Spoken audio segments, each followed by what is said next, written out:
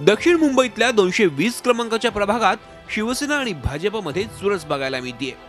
इथं मुस्लिम मतदारांची संख्या अधिक असल्यानं सपा आणि MIM यांनीही या प्रभागात ताकद लावली आहे। या प्रभागात एकूण 46,800 इतके मतदार आहेत। सर्वाधिक म्हणजे 12,000 मतदार संख्या ही सुन्नी मुस्लिम मतदारांची आहे। बोहरी मुस्लिम 7,000, उत्तर भारतीयांची 8,500, गुजराती मतदार 6,500, मराठी मतदार 6,000, जैन 2,500 तर मारवाडी मतदार 2,000 इतके आहेत।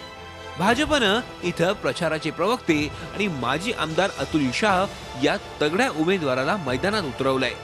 किती वर्ष तेच पाण्याची समस्या आमच्या महिला कार्यकर्त्या त्यांना विचारा।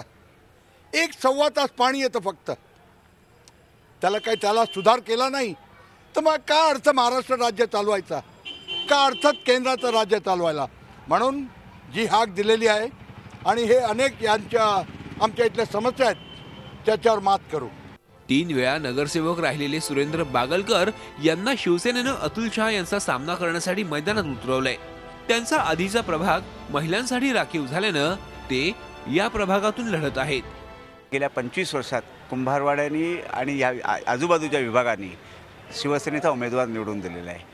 आता लोकसंख्या मतदार यांची गणितं बघितल्यानंतर प्रत्येकाला हे आव्हान असतं निवडणुकीचा निकाल लागेपर्यंत, परंतु ही निवडणूक शिवसेना पक्ष जिंकणार आणि त्याच्यात कुंभारवाड्याचा उमेदवारही जिंकेल।